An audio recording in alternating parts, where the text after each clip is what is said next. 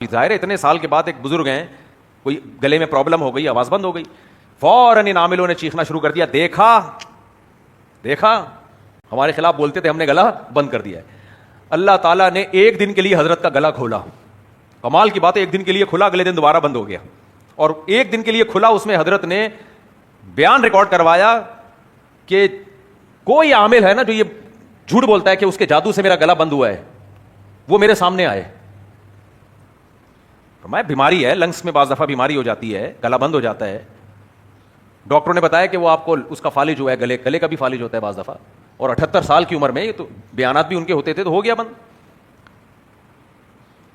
تو اس لیے ان لوگوں سے بالکل بھی گھبرانے کی ضرورت نہیں ہے. بیماریاں اللہ کی طرف سے ہیں, صحت اللہ کی طرف سے.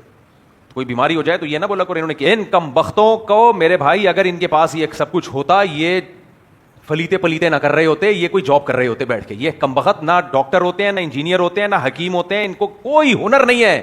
جس کے پاس کوئی ہنر نہ ہو تو وہ شعبدے بازیوں کے ذریعے دھندا کرتا ہے, اس لیے کر رہے ہیں, اس سلسلے میں یہ کر رہے ہیں سب کچھ.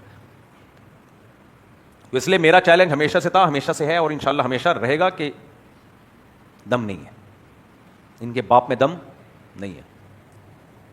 اور اس کی دلیل سب سے بڑی یہ ہے کہ اب تک فٹ فاٹ, کیا خیال ہے, اب 50 سال کے بعد بھی کچھ ہو گیا, وہ تو ویسے ہی 50 سال کے بعد تو کچھ نہ کچھ تو ہوتا ہی ہے. اب کمال کی بات یہ ہے کہ اللہ کا میرے اوپر فضل اتنا ہوا ہے کہ جو 50 سال کے بعد جو ہونا ہوتا ہے وہ بھی نہیں ہوا اب تک مجھے. کیا خیال ہے, 40 سال کے بعد اکثر لوگوں کو شوگر ہوتی ہے, مجھے اب تک 50 سال میں بھی شوگر, اللہ کے فضل. صرف ان لوگوں کو گالیاں دینے کا اثر ہے کہ جو بیماریاں ہونی تھیں وہ بھی نہیں ہوئی. مولانا منظور چنیوٹی رحمۃ اللہ علیہ کی عمر بڑی لمبی تھی. ایک دن ہم نے پوچھا, حضرت کیا کھاتے ہو آپ کی عمر اتنی لمبی اور اتنی صحت اچھی؟ کہتے ہیں کچھ بھی نہیں, صرف قادیانیوں کی بد دعائیں ہیں. کہتے تھے صرف کیا ہے, قادیانیوں کی بد دعائیں ہیں جو اللہ نے مجھے اتنا لمبا زندہ رکھا, ورنہ میری تو کہا تھا میں تو مر چکا ہوتا. یہ مارنے کے لیے بد دعائیں کرتے ہیں, تو اللہ نے کہا چلو تھوڑا اور زندہ رکھ لوں.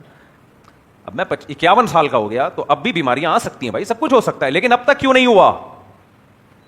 یہ نہیں کہ ہم کوئی صحت کا بہت زیادہ خیال کرتے ہیں. 6 بکلاوے ایک ٹائم پہ بھی میں نے کھائے ہیں یار, وہ ترکی مٹھائی, اللہ معاف فرمائے, توبہ استغفار, کوئی خوشی سے نہیں بتا رہا, لیکن بہرحال کچھ دن وہ کینیڈا میں ایک چائے منگوائی میں نے, چینی کم تھی, میں نے کہا چینی ڈالو بھائی. تو کہنے لگے ہم تو بھائی ابھی چینی چھوڑ رہے ہیں اور آپ 4 رکھ کے چینی کھا رہے ہو, کیا غلط کر رہے ہو. میں نے کہا مجھے پتا ہے چینی پینا کیا ہے غلط, 1 چمچہ اور ڈال اس میں, 1 چمچہ. اچھا نہیں ہے چینی وینی نے پیا کرو, نقصان دہ ہے, لیکن میں بتا رہا ہوں چینی پی کے بھی, مٹھائی کھا کے بھی, چینی کھا کے بھی اب تک رپورٹ ٹھیک ہے, صرف ان بغیرتوں کو برا کہنے کی وجہ سے. سمجھ آ رہی ہے بات؟ اور یہ فلیتے پلیتے کر رہے ہوں گے تو اللہ نے اب تک صحیح رکھا. 40 سال میں میری نظر 1.5 قریب کی, وہ سب کی ہوتی ہے, اب تک وہ وہی ہے, 11 سال سے وہی ہے, چشمہ بھی چینج نہیں ہوا. یہ کس کی بد دعاؤں کا اثر ہے؟ بولو, عاملوں کی. اور دور کی ابھی تک 6/6 ہے الحمدللہ. یہ صرف کس کی بد دعاؤں کا اثر ہے؟ بولو یار, عاملوں کی. آپ بھی ان کو برا بلا کہا کرو, کچھ بیماریاں آنے والی ہوں گی, اللہ تعالیٰ دور کر دے گا, ٹال دے گا. بڑے مجرب نسخہ ہے یہ, مجرب. صحت کا بھی خیال کیا کرو, لیکن سب سے بڑی چیز کیا ہے ان کے خلاف. اور جب یہ بولے نا سرسوں کا تیل یہاں لگا لوگا, بولے نہیں لگا رہے, جا ہم زیتون کا لگائیں گے, ہم سرسوں کا نہیں لگائیں. باہر ملکوں میں جاتے ہیں, خدا کی قسم دل خون کے آنسو ہوتا ہے. وہ لوگ ترقی کیوں کر رہے ہیں گورے؟ جن اسباب کے اختیار کرنے کا اللہ نے ہمیں حکم دیا تھا, ہم ان اسباب سے غافل ہو گئے اور فلیتوں پلیتوں میں لگ گئے.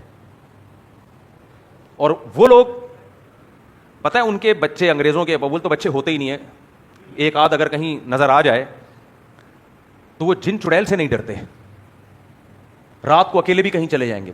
ہمارے یہاں بچپن سے بچوں کو جنات اور چڑیل سے ڈرایا جاتا ہے, بہو آ جائے گا, بہو آ جائے گا. بچپن سے سن رہے ہوتے ہیں فلانی کی جٹھانی نے بھابھی پہ جادو کر دیا, فلانی نے اس پہ آسیب بھیج دیا. بچے کے دل میں بچپن سے آسیب, چڑیل, بھوت, یہ سب اس کی کھوپڑی میں انسٹال ہو جاتے ہیں. ایک صاحب میرے پاس آئے کہ مجھے پہ آسیب ہے اور تنگ کرتا ہے مجھے آ کے. میں نے کہا میرے پاس بہترین علاج ہے آسیب کا. کیا علاج ہے؟ میں نے کہا آپ آئے تو رکھ کے چماٹ لگاؤ اس کو. اب دوبارہ آسیب آئے نا, انہوں نے کہا شیطانی شکل میں آتا ہے ایسے, یہ بالکل شکل پر یہ آ جاتا ہے اور میرے اوپر میں کانپ رہا ہوتا ہوں. میں نے کہا اب آئے رکھ کے کیا لگانا ہے؟ چماٹ. کہنا بھائی کیا باتیں کر رہے ہو؟ میں نے کہا بھائی لگا دو نا, کچھ ہوا تو اس آسیب کو میرے پاس بھیج دینا, بولنا اس نے چماٹ مارا ہے.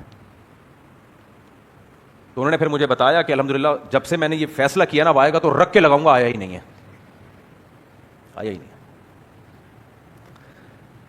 تو اب ہمیں دیکھو جن تو نظر نہیں آتا کہ رکھ کے چماٹ لگائیں، عامل نظر آتے ہیں جو جنات کو بھیجتے ہیں، تو احتیاطاً اسی کو لگا دو، پھر کیا خیال ہے؟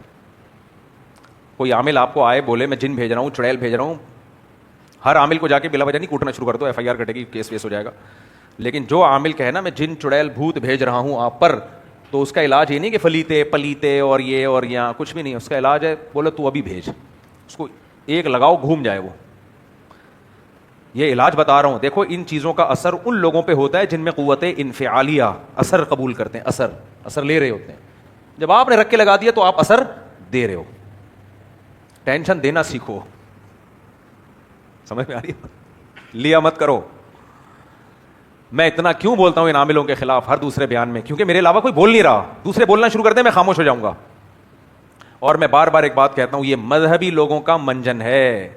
جو سیکولر لبرل لوگ ہیں اکثر وہ ان چیزوں میں نہیں آتے، نہ ان پہ جن آتے ہیں، نہ چڑیل، نہ بھوت۔ اور یہ صرف مسلمانوں میں نہیں ہے، ہندوؤں کا بھی منجن اسی طرح بکتا ہے، مسیحیوں کے پادریوں کا منجن بھی انہی چیزوں سے بکتا ہے، یہودیوں کے جو ربی ہوتے ہیں ان کا منجن بھی اسی چیزوں سے بکتا ہے۔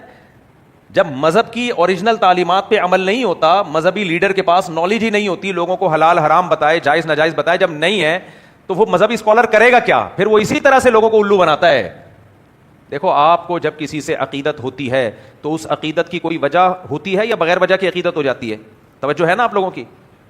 کوئی وجہ ہوگی نا، جس ڈاکٹر سے عقیدت ہوگی بھائی اس کے پاس علاج ہے یار، حکیم سے عقیدت ہوگی یار وہ ایسی دوا دی تھی ٹھیک ہو گیا میں، کرکٹر سے عقیدت ہوگی یار آخری بال پہ چھکا مار دیا تھا اس نے، کوئی وجہ ہوگی نا۔ علماء سے عقیدت ہوگی بھائی یہ کیا ہے، علم بتاتے ہیں ہمیں، جائز ناجائز بتاتے ہیں، حلال حرام بتاتے ہیں۔ بزرگوں سے عقیدت ہوگی یار ان کے دل میں اللہ کی محبت ہم سے زیادہ، یہ گناہ سے بچتے ہیں، نظر کی حفاظت کرتے ہیں، ذکر کرتے ہیں، تلاوت کرتے ہیں، تہجد پڑھتے ہیں۔ سمجھ میں آ رہی بات؟